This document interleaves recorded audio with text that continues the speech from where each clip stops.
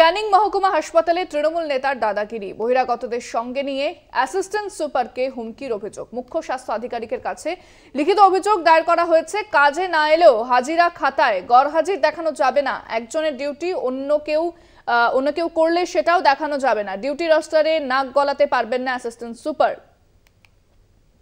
Salary বিলে চোখ বন্ধ করে সই করে দিতে হবে, হুমকি হাসপাতালে চুক্তিভিত্তিক সাফাই কর্মী ও নিরাপত্তা কর্মীদের।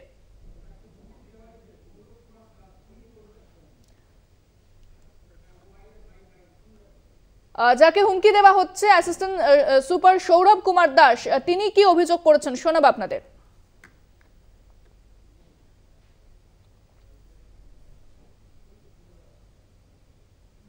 অভিযোগ কালকে আমি ডিউটি আসার পর এখানে আমি দেখি আমার কিছু কন্ট্রাকচুয়াল স্টাফ, স্ক্যাভেঞ্জিং আর সিকিউরিটি, তারা কিছু তাদের দলবল নিয়ে এবং লোকাল কিছু কয়েকজনকে নিয়ে আমার অফিসের সামনে আসে এবং তাদের একই দাবি, তাদের যদি ভবিষ্যতে কোনো বিল বা কিছু আসে সই করে দিতে হবে, যে রোস্টার যেমনই হোক রোস্টার অনুসারে তারা কাজ করুক বা তাদের ডিউটি এক্সচেঞ্জ করুক বা আগে চলে যাক, সেই অনুসারেই যেভাবেই তারা কাজ করুক।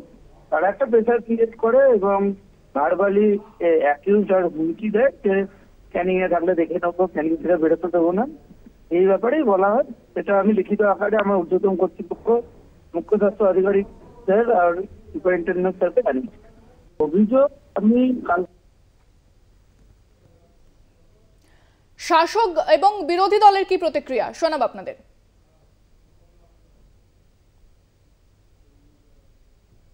মানে কাটমানির ব্যবস্থা করার চেষ্টা করছে, সই টই করানো, তবে টাকাটা যেরকম ভাবে আসলে অভ্যস্ত এরা 100 দিনের সই করিয়ে টাকা নেওয়া, তারপরে আবাসের যোজনায় নাম না থাকা সত্ত্বেও টাকা ঢুকে যাওয়া, ট্যাবের টাকা এদিক ওদিক চলে যাওয়া, এটাই তো তৃণমূল।